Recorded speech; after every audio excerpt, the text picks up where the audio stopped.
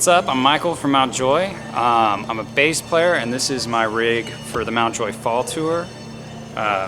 Start with the basses. I'm using this Justin Meldal Johnson signature Mustang bass that very recently came out. Fender's been really nice to us, and so when I saw that they were putting this out, I hit them up and they helped us out with that. Strings on this are Dean Markley's. They're a little bit larger. They're 110 to 150. And I use larger ones on the short scale bass just because that feels a little thumpier, feels a little fatter. Keep volume at full, tone at about the middle.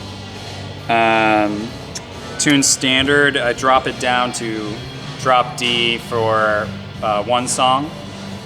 And I just do that on stage, don't switch a bass for that. So I use this on probably 3 songs at the beginning of the set.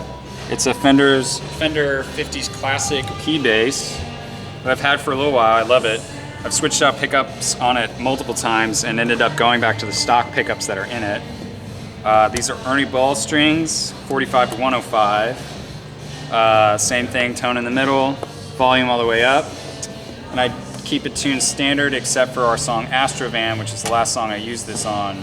I tune it down a half step, which I just do on stage as well because I have lots of time. So Matt's playing an intro.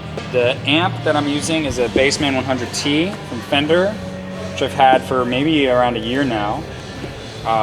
That's been great. I just used the vintage channel on it. It has a whole overdrive and that you can make it sound like a super modern, like solid state amp almost, but I just use the vintage one, pretty simple, straight in. The cab is a Fender 410. I'm not sure actually which one it is. I think it's the Rumble Series 410, but that might be wrong. That might not even exist, but it's just a Fender 410. This is our front of house guy's Jake.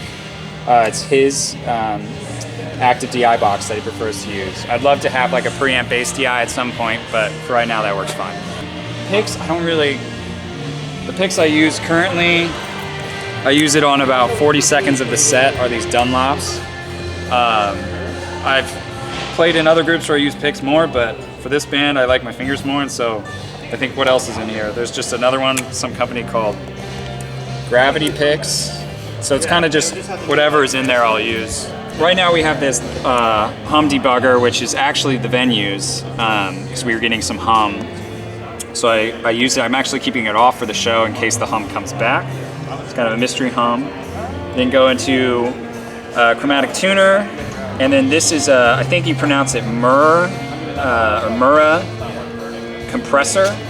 A guy from Exotic Guitars started making these, and bass players like Tim LaFave use one. But I actually got it before Tim LaFave. I bought it at a store. I think this is the 8th one ever made. He put all the titles for everything in Sharpie on it, so that feels pretty cool. And then that goes into this MXR bass octave, which is pretty chill. Don't really use it on the set at the moment, but I have it on there. There's been a couple times where we've played and it's the right room or the right song to, you know, if I feel squirrely, just go ahead and put that on. Then I use this drive pedal. It's a Pork Loin by Way Huge, which is dope. I use that probably on 5 songs. That goes into this Montreal Assembly Count to 5, which is this weirdo like looper, sampler, somewhat delay thing that modulates and goes all these crazy places. This is the first show where I brought it on. I have an idea of where I'll try it for maybe 20 seconds in the set, so we'll see.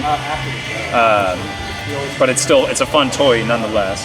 And then I have this Ibanez chorus, which I use a couple times just to like smooth it out and maybe make it sound a little more synthier, especially if you couple it with this octave pedal. And this loop station just has a wave file of like a reverse piano sound that we use on one song that I just hit on and turn off at certain parts of the tune.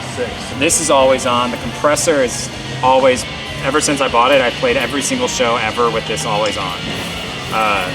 So I love this compressor, and then this is, if there's any dirty sound in the set, it's because of this Pork Loin. It's a great pedal, and I use it Even when I'm not on tour with Mountjoy and I'm just at home messing around with pedals, it always is in the lineup. That's my rig. Thanks for checking out my gear, and check out mountjoyband.com to check out our tour dates coming up.